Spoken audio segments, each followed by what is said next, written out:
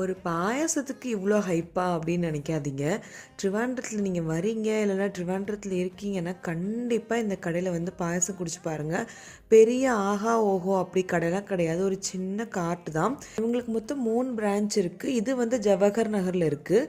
இன்னொன்று வந்து Cliff ஹவுஸ்லேயும் pipe மோடில் வந்து ஒரு கடை மாதிரி இருக்கும். அதில் வந்து நிறைய வெரைட்டிஸ் வந்து வச்சுருக்காங்க. மொத்தம் 6 விதமான பாயாசம், 30 ரூபா 40 ரூபா ஒரு கப்பு.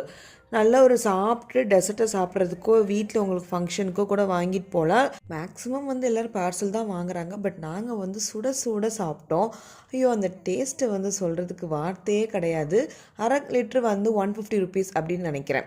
செம்ம டேஸ்ட்டாக இருக்கும்.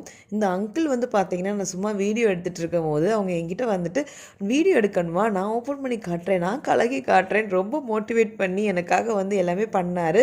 இது மட்டும் இல்லை, இன்னும் 2 வெரைட்டி இருக்குது அப்படின்னு சொல்லிட்டு பைனாப்பிள் பாயசம், கோதுமை பாயசம் எல்லாமே வச்சுருக்குறாங்க. பால் பாயசம் மட்டும் சுகர் சேர்ப்பாங்கன்னு நினைக்கிறேன். அதான் ஒயிட் கலரில் இருக்குது. மற்றது எல்லாமே வந்து சர்க்கரை தான், அதாவது வெல்லம் இருக்கு இல்லையா, அதான் சேர்க்குறாங்க. என்னோட ஆல் டைம் ஃபேவரட் வந்து கடலை பாயாசம் தான். இந்த அடை, சேமியா, பால் பாயாசம் இதெல்லாம் எனக்கு அவ்வளோவெல்லாம் பிடிக்காது. அந்த அங்கிள்காகவே நீங்கள் கண்டிப்பாக ட்ரை பண்ணி பாருங்கள். ரொம்ப சிரிச்ச முகத்தோடு சர்வ் பண்ணாங்க. சரி, பாயசம் சாப்பிட்டுமே ரொம்ப கேலரி, வீட்டில் போய் எதுவுமே சாப்பிடக்கூடாதுன்னு நினச்சா வீட்டில் வந்து சக்கை, மீன் கறி எல்லாமே இருந்துச்சு. நல்லா சாப்பிட்டேன். அந்த டேவே வந்து சூப்பராக இருந்துச்சு.